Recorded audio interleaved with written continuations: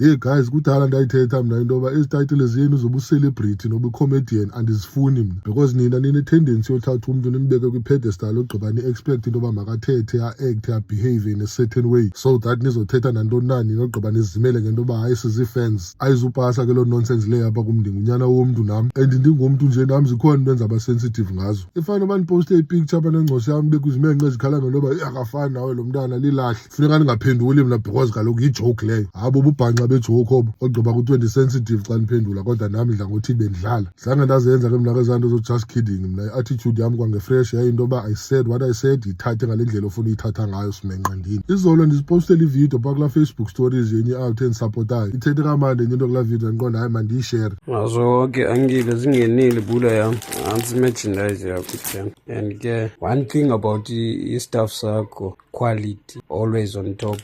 Always on top. Ngosi angini.